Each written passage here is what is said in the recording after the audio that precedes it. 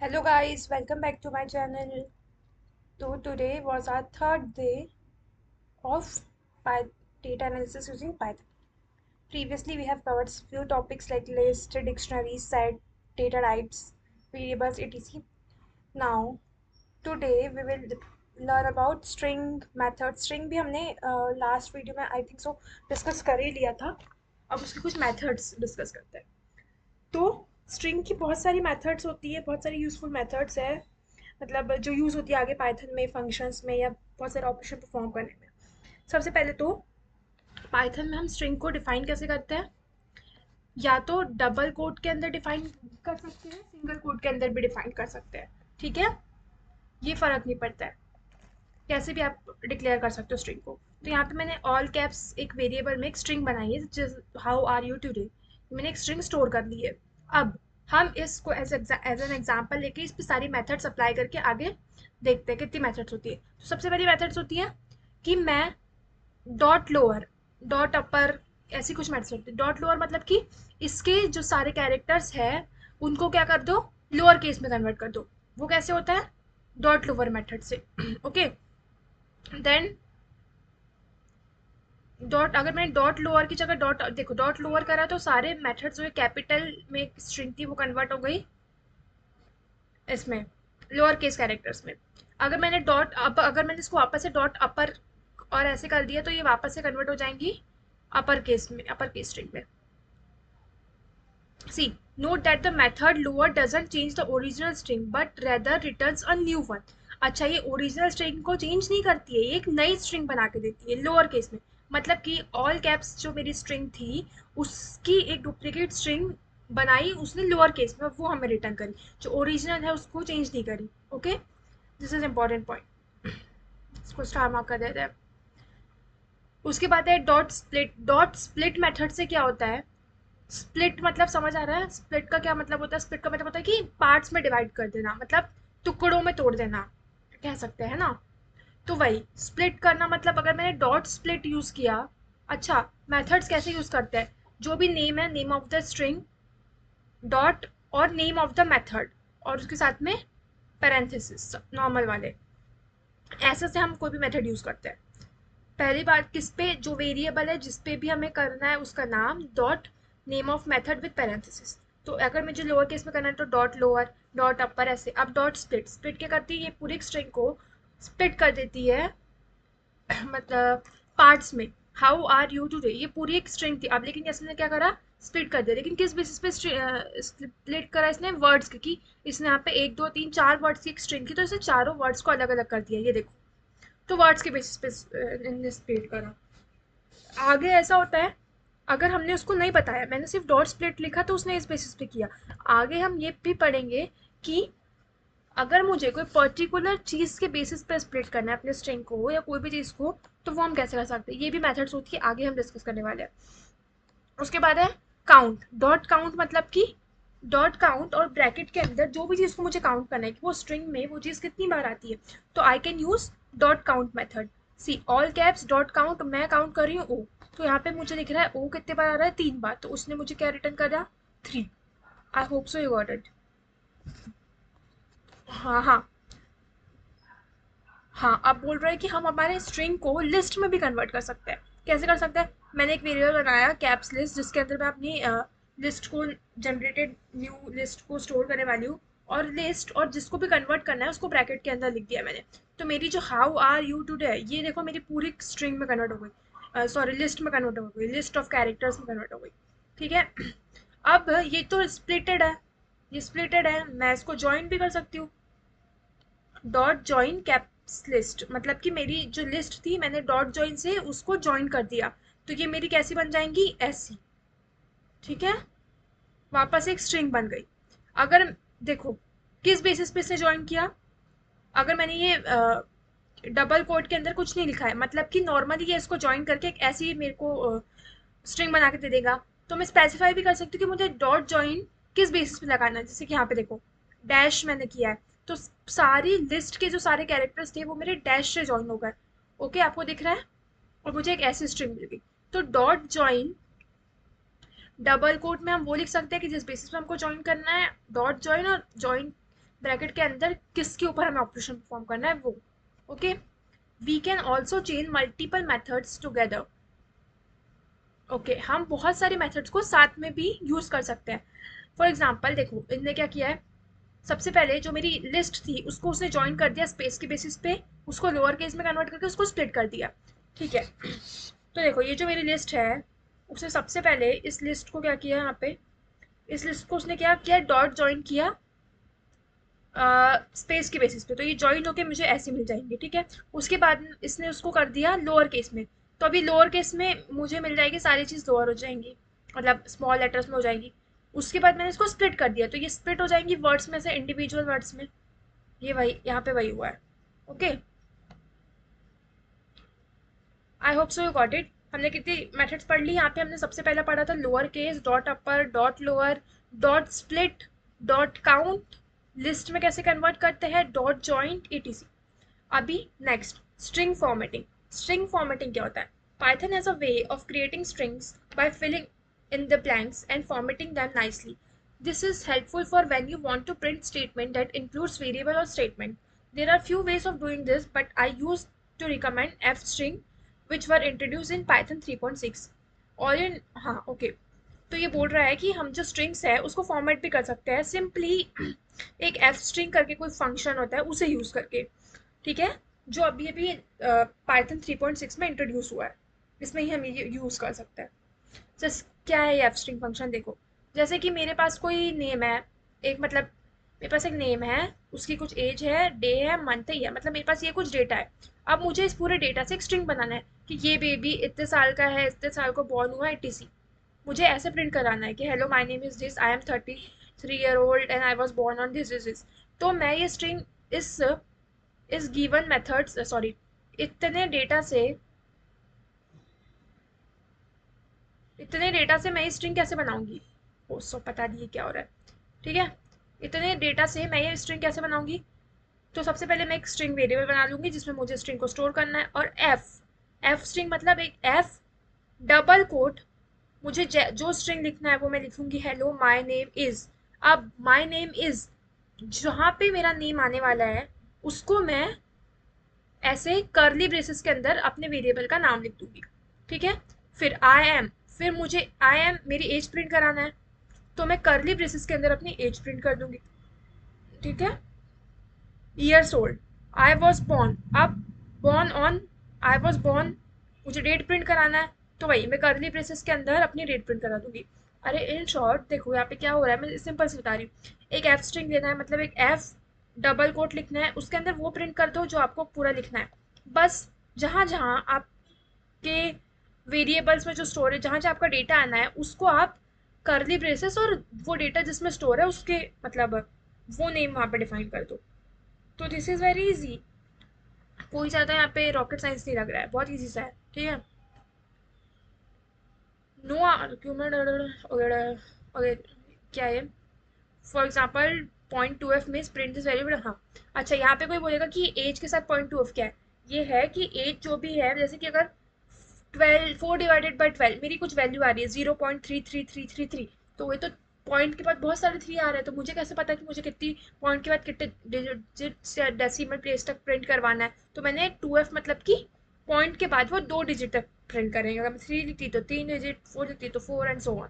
ठीक है, तो ये बेसिक स्ट्रिंग फॉर्मेटिंग है। Guys if you are thinking कि ये कोर्स बहुत फास्ट जा रहा है, समझ नहीं आ रहा है, तो डू कमेंट, मैं धीरे पढ़ाने का ट्राई करूँगी, मतलब हाँ अपन धीरे चल सकते हैं, लेकिन मुझे लग रहा है कि ये बहुत बेसिक सा है, और अगर हमें मतलब प्रीवियसली हमने कोई लैंग्वेजेस पढ़ी है लाइक जावा वावा etc, तो ईजिली किसी को भी ये सब समझ आ जाएगा, ये उतना कुछ डिफ़िकल्ट या इंटरमीडिएट भी चीज़ नहीं है। ठीक है, तो जब ऐसी कोई चीज़ आएंगी जिसमें हमें रियली फोकस करना है धीरे धीरे, तो हम वो भी करेंगे। अभी हम जल्दी जल्दी आगे आगे बढ़ते जाते हैं। ओके ठीक है, अब हमारा next topic is dictionary. Dictionary sets हमने पढ़ा था, सेट्स और डिक्शनरी में ना लोग थोड़े कंफ्यूज होते हैं, क्यों? क्योंकि देखो मैंने बताया था कि लिस्ट को कैसे डिफाइन करते हैं हम स्क्वायर ब्रैकेट से, टपल को हम कैसे डिफाइन करते हैं नॉर्मल पैरेंथेसिस से, लेकिन सेट्स को हम कैसे डिफाइन करते हैं मैंने बताया था ऐसे कर्ली ब्रेसेस से। अब डिक्शनरी को भी हम डिफाइन करते हैं कर्ली ब्रेस ब्रैकेट से, लेकिन उसके अंदर जो वैल्यू स्टोर होती है वो की और वैल्यू पेयर के फॉर्म में होती है। एक की होती है और उस की कुछ वैल्यू स्टोर होती है, लेकिन सेट्स में नहीं होता, सेट्स में सिर्फ वैल्यू स्टोर होती है।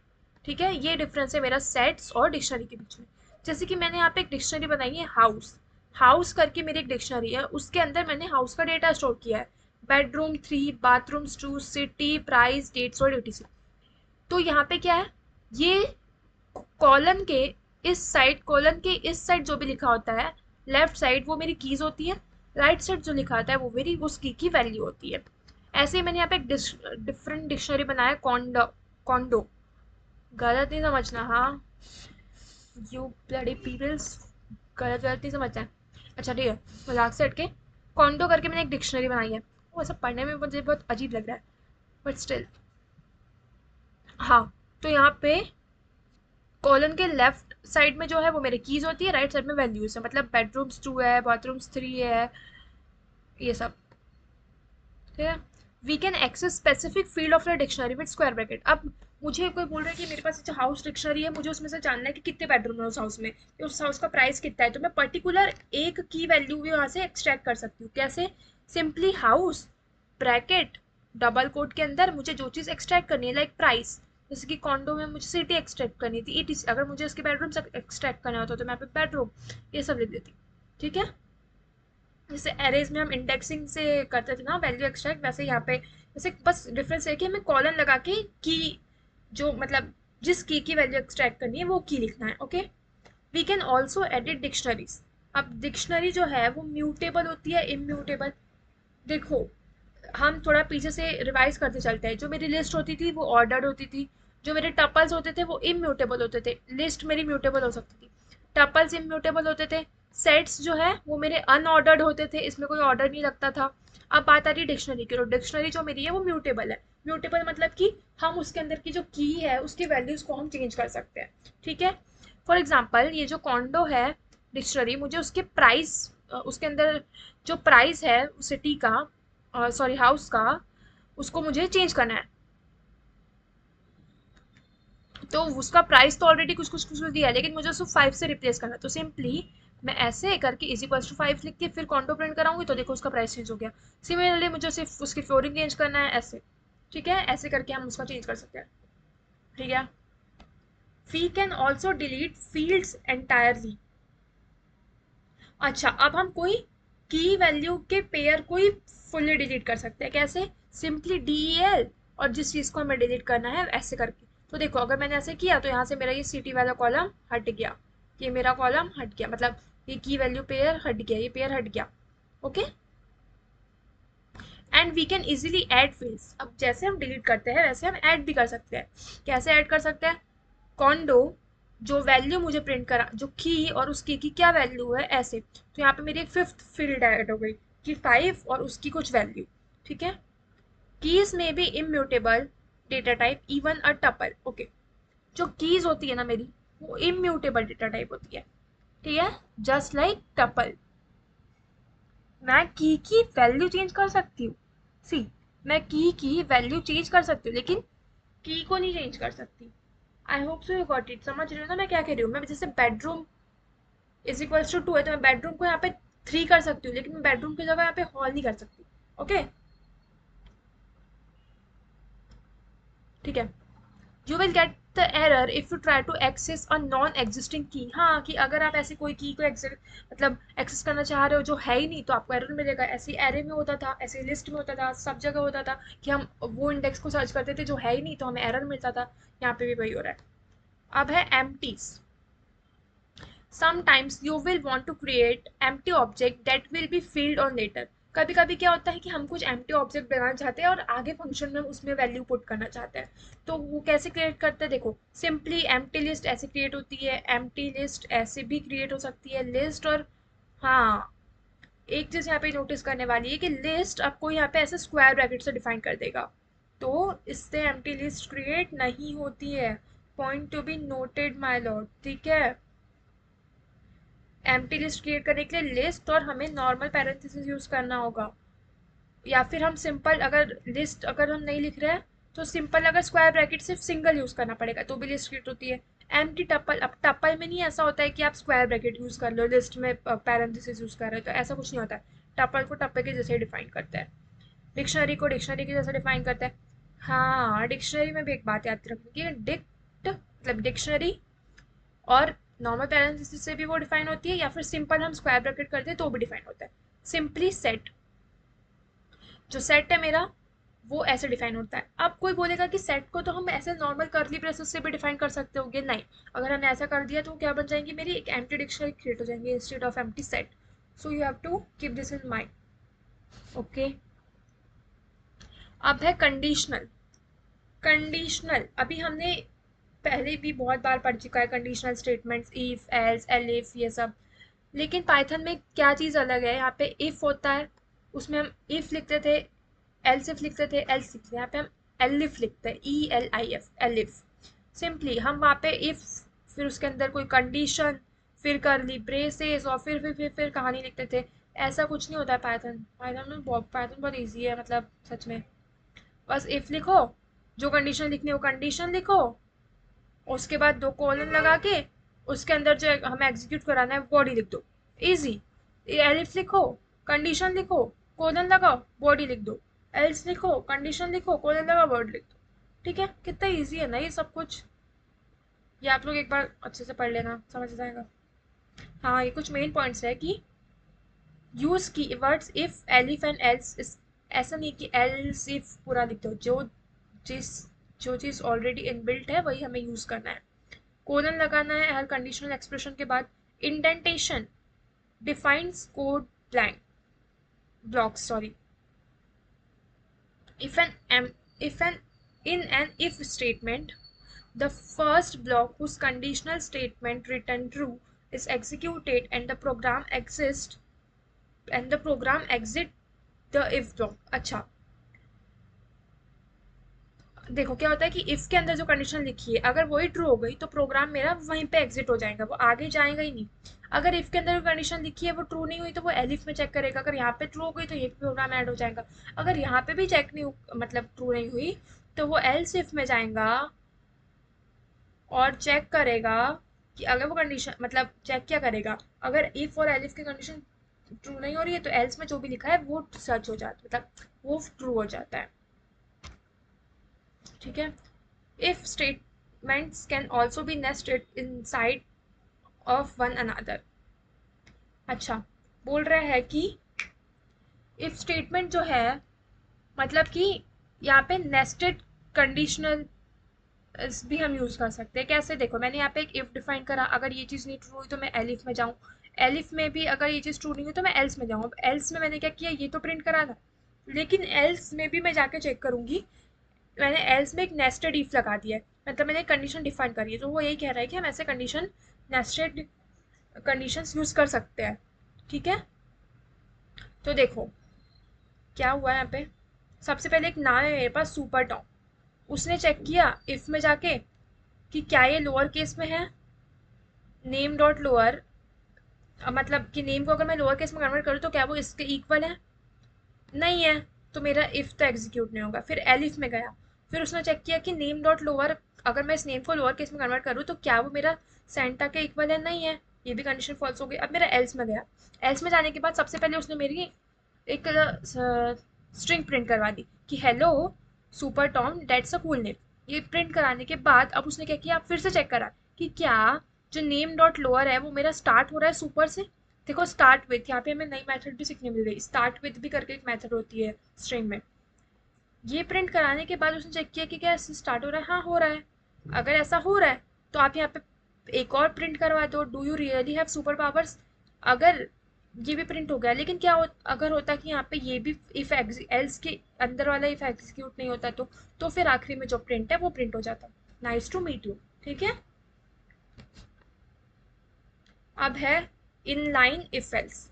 इनलाइन इफ एल्स क्या होता है, we can simply write simple if statement in line that is in a single line, कि हम एक सिंगल लाइन में पूरी कंडीशन वाला स्टेटमेंट लिख सकते हैं। ये हमारा जावा में भी होता था। जैसे कि मेरे पास यहाँ पे एक लिस्ट है वर्ड्स करके, अब इसमें क्या होता है, इफ के पहले हम लिखते हैं कि अगर ये सच है, देखो x is equals to long list, if ये जो चीज़ है मेरी, इसकी लेंथ ग्रेटर देन 10 है, अगर ये सच है तो ये प्रिंट कराओ, अदरवाइज ये प्रिंट कराओ। ठीक है? नहीं समझे? मैं भी नहीं समझी, फिर समझाती हूँ, मैंने कुछ गलत गलत बोल दिया।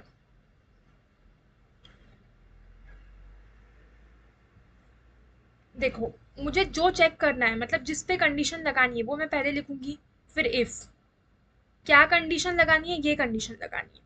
अगर ये कंडीशन ट्रू हो रही है, अगर ये कंडीशन ट्रू हो रही है तो ये प्रिंट करना है, अदरवाइज ये प्रिंट करना है। सिंपल से लैंग्वेज में बोले तो सबसे पहले हम यहाँ पे इफ लिखते हैं, इफ लिखते हैं, ठीक है।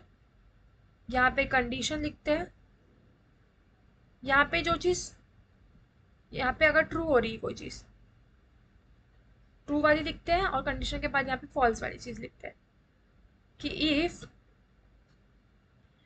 बहुत गंदा दिख रहा है, कि इफ लेंथ ऑफ वर्ड मेरा ग्रेटर देन 10 है, अगर मेरा length of word greater than 10 है तो आप क्या करो, लॉन्ग लिस्ट करके उसे प्रिंट करवा दो, अदरवाइज आप उसे शॉर्ट लिस्ट करके प्रिंट करा दो। तो ठीक है, हर एक वर्ड में एग्जीक्यूट हो जाएगा और चेक करेगा, इस सॉरी, ये पूरी लिस्ट को चेक करेगा कि इसकी लिस्ट की लेंथ 10 है, नहीं है तो ये एल्स वाली कंडीशन प्रिंट करा देगा। ठीक है? ओके। उसके बाद है truth value testing. And any object can be tested for truth in Python for use in if and while मतलब ये loop आ गया, हम next chapter में पढ़ेंगे। True values, all object return true unless they are a boolean object with a value false or have length equals to 0। false value क्या होती है? none, false, zero, empty sequence and collections, ये सारी false value होती है। For example, अगर मेरे पास यहाँ पे एक मैंने वेरिएबल बना लिया है, एक ऑब्जेक्ट बना लिया है जिसको मैंने वैल्यू सेंड कर दी, दैट इज 1। अब बोला है कि इफ एक्स एग्जिस्ट करता है तो आई एम ट्रूथ प्रिंट कराओ, otherwise I am false print कराओ। तो हाँ, एक्स के पास कुछ वैल्यू है ना, एक्स एग्जिस्ट कर रहा है ना, ऐसा तो नहीं है कि एक्स इक्वल्स टू 0 लिखा है या एक्स इक्वल्स टू नन लिखा है, कि एक्स को बस ऐसे मैंने डिफाइन कर दिया, नहीं ना, एक्स के पास कुछ वैल्यू है, तो इसीलिए वो truth, I am truth print कराएंगे। ठीक है? अब देखो, एक्स के पास एक वैल्यू मैंने दी फॉल्स, फॉल्स मतलब कि मैंने तो बता ही दिया कि एक्स के पास कोई वैल्यू नहीं है, मतलब फॉल्स, तो वो ऑब्वियसली एल्स वाली चीज प्रिंट कराएगा। अब देखो, एम्प्टी कोई चीज है मतलब कि उसके पास वैल्यू नहीं है, तभी भी एल्स वाला स्टेटमेंट उसने प्रिंट कराया। ठीक है? उसके बाद है शॉर्ट सर्किटिंग। भाई इसी भी आ गया क्या इसमें? पाइथन वालों को सब पढ़ना है, इसी से तो मेरा पीछा छूटता ही नहीं है। Python supports a concept of short circuiting. This is the automatic stopping of execution of Boolean operation if the truth value of expression has already been determined. See, बोल रहा है कि इसमें कंसेप्ट होता है शॉर्ट सर्किटिंग करके। ये क्या करता है, ऑटोमेटिकली कोई बुलियन ऑपरेशन का एग्जीक्यूशन स्टॉप कर देता है अगर उसकी ट्रुथ वैल्यू ऑलरेडी डिटरमाइन हो गई है तो। जैसे कि फेक वेरिएबल, मैंने बस एक वेरिएबल बनाया, उसको कुछ डिफाइन ही नहीं किया मैंने, मतलब तो क्या होगा, ये मेरे को एक एरर दे देगा कि ये डिफाइन नहीं करके। लेकिन अगर मैं ऐसे लिख रही हूँ ट्रू और फेक वेरिएबल, तो ये मुझे ट्रू रिटर्न कर रहा है। अगर मैं लिखूँ ट्रू एंड फेक वेरिएबल, सी यहाँ पे एंड और वाला कंसेप्ट आ गया, ये भी बहुत इंपॉर्टेंट है। और मतलब कि क्या ये सच है या ये सच है, मतलब कि क्या ये एग्जिस्ट करता है या ये एग्जिस्ट करता है, दोनों में से कोई भी एक अगर सच है तो ट्रू प्रिंट होगा। तो हाँ, मेरा ट्रू प्रिंट हो गया, लेकिन एंड में क्या है, वो इसको तो चेक कर रहा है, साथ में इसको भी चेक कर रहा है। अब ट्रू तो चलो ठीक है, कोई वर्ड होता है, कोई कीवर्ड है पाइथन में तो वो डिफाइंड है। फेक वेरिएबल क्या होता है, ना कोई कीवर्ड है ना उसको आपने डिफाइन किया है, तो एक भी अगर गलत होता है एंड में तो दोनों गलत हो जाते हैं। ठीक है?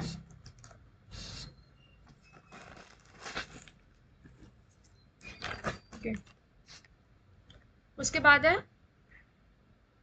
हाँ वही देखो, मैंने जैसे आपको बताया कि ए और बी लिखा है, तो ए मेरा ट्रू तभी होगा जब ए या फिर बी में से कोई एक ट्रू होगा। अगर एंड लिखा है तो मेरा तभी ट्रू होगा जब दोनों ट्रू हो गए।